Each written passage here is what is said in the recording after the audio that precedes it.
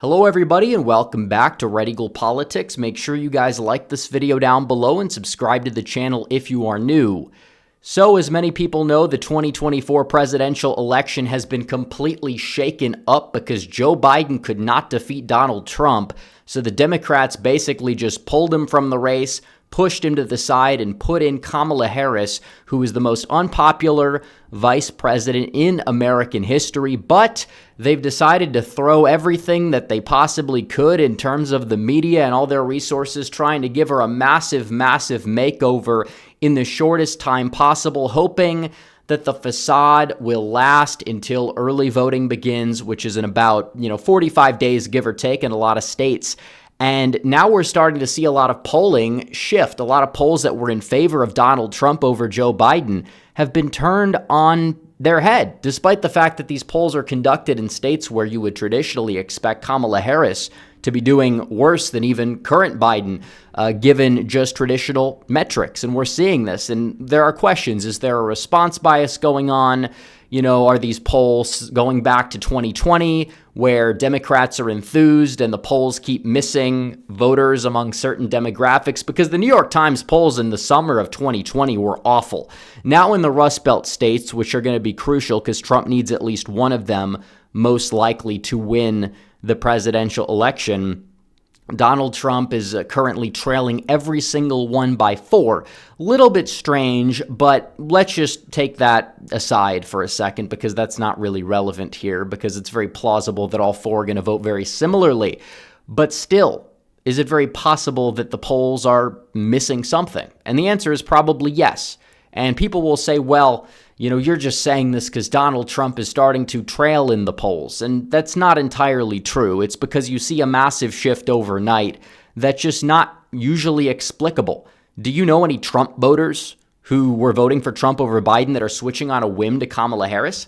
The answer is probably not. Now, I will say that she's definitely going to get more voters than Biden to turn out for her because she has the media apparatus behind her. She is energizing her base, and she might limit some of the, more left-leaning voters who are going to go third party, partially because she's far left, but also because she can formulate a sentence. She's a shiny new toy for these people, but even so, among independents, she's not polling too hot.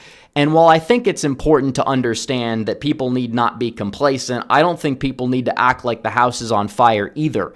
And when you're looking at these polling numbers and you look into the poll, it's a little interesting because here we go.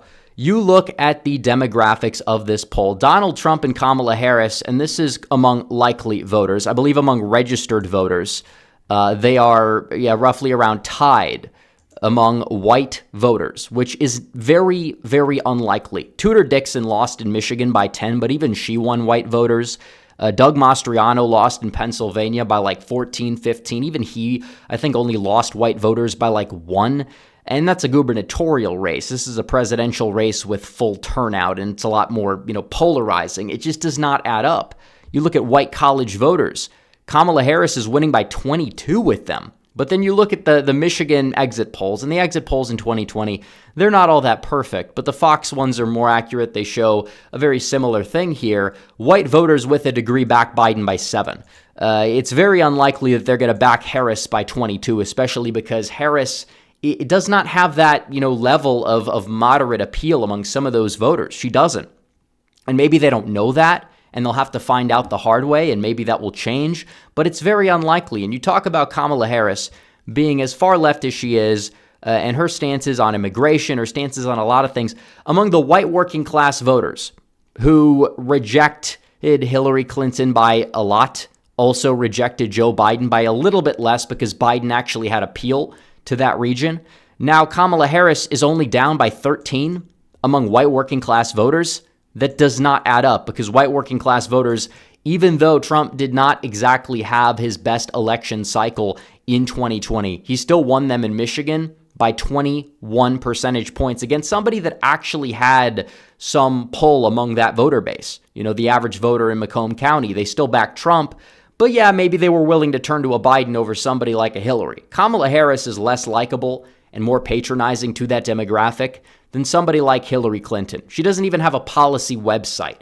And again, it's possible that this is just response bias. Maybe they're reaching the white voter without a degree who's like in college in Ann Arbor, who is more likely to answer the poll than they're reaching that person in Macomb County.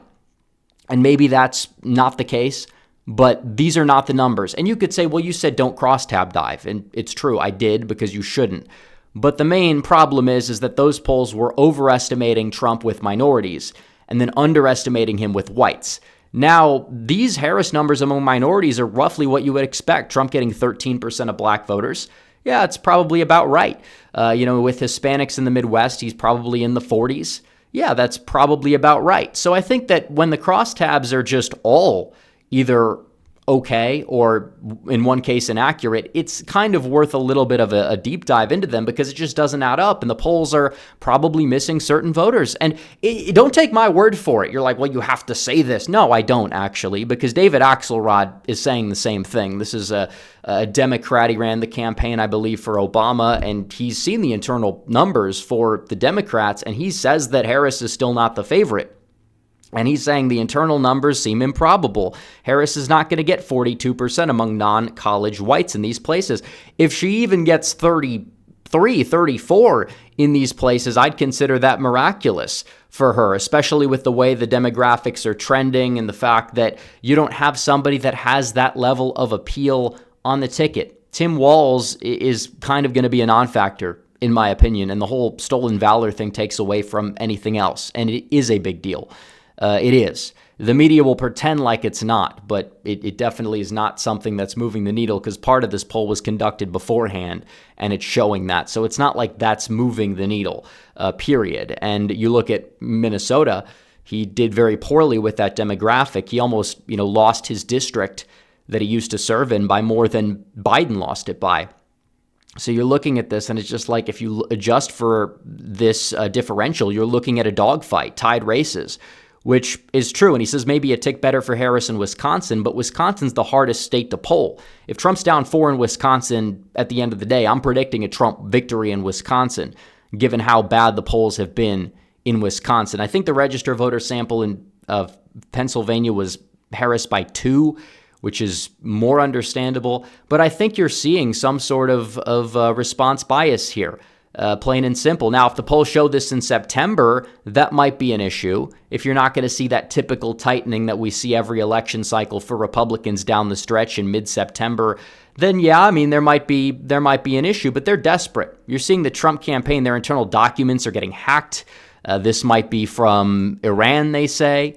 It might be from other sources we have not exactly confirmed, but they're just trying to find dirt. If this was a done deal, they wouldn't be doing this. They would not be doing this. And honestly, it might help Trump to have a little bit of a scandal or something because it would take all the attention off of Harris. And every time that they talk trash about Trump, whether if it was the indictments, the conviction, you name it, Trump's numbers typically go up. And we've seen that time and time again. We have. And this is a very, very important election. It is. That's why they're doing this. They're trying to drum up as much enthusiasm for Kamala Harris as possible. And it's really dangerous if they are, because keep in mind, you have the Democrat voter base in a presidential year, probably going to be 65, 70 million people turning out for any Democrat, vote blue no matter who. For the Republican, you probably have a similar margin. I think with Trump, it might be north of 70 million just because he has that cult following. And people will say it's a bad thing, but in reality, I think it's a very good thing, especially in a presidential election, because you have people that will stand by you no matter what.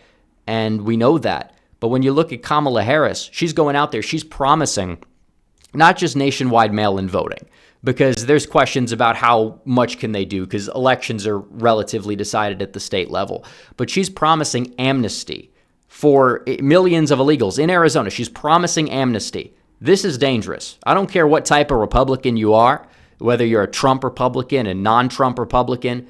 If the amnesty goes through, Republicans are not going to win an election ever again, because you have 20, probably 25 million people, if not more, here illegally. They say it's less than that. But again, I think it's an underestimation of it.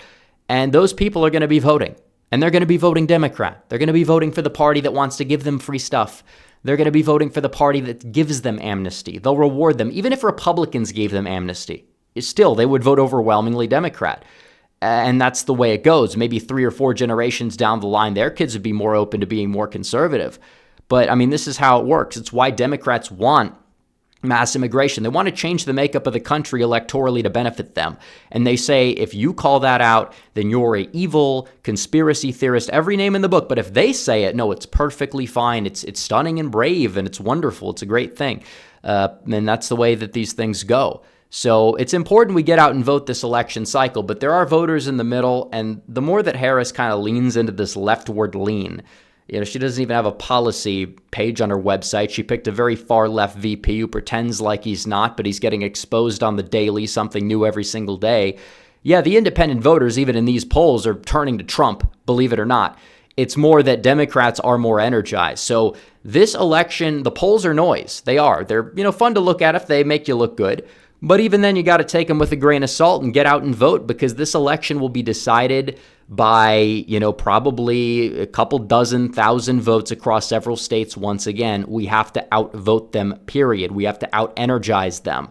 And that's the way it goes. Harris was not picked to win over Biden. She was picked to energize Democrats, save them down ballot, and maybe give them a shot. And they have a shot. And you can't take it lightly. Some of these polls are overestimating Democrats, but it doesn't necessarily mean that at the end of the day that this still won't be close, because it will probably be a close race. And let that not necessarily demoralize you, but get our heads in the game. We got to fight. We got to get people out and voting. We got to do something. I don't know exactly what we can do here on the channel to kind of drive out voters, because it seems like everybody is kind of on the same page here.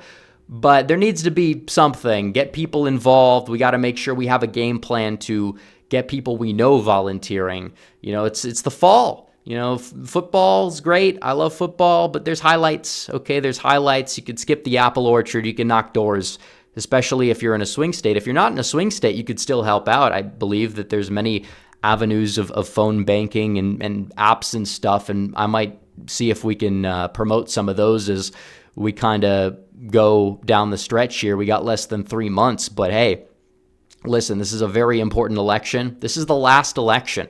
It is. No Republican is going to be able to go out there and win in 28. They're not going to let the first female president, if she even gets in, lose. Doesn't matter who you put up as the nominee. They could be crafted in a lab. It's not going to make a difference. It's not. We know how these things work. If she's got this fake enthusiasm that somehow miraculously turns into real enthusiasm, first of all, you're not beating her with anybody except Donald Trump this year, or a Trump-like figure, which Trump is the only one that's facing her this year.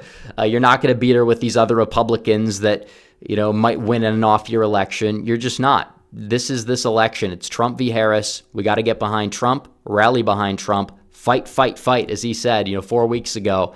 That's been memory hold. But again, if politics can change that much in 4 weeks, imagine how much it could change in the next 4. And there's a very good chance the Harris campaign just utterly implodes, because it's on rocky foundation. It is.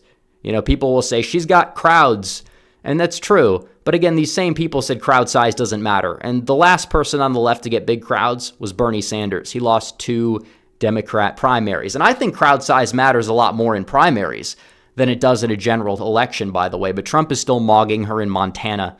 Got over half the city to show up in Bozeman, and I think he had arguably his best rally performance since Harris became the presumptive nominee on the Democrat side. So we'll see. We got a long way to go. Got to keep fighting and not get demoralized and not take our eye off of the prize.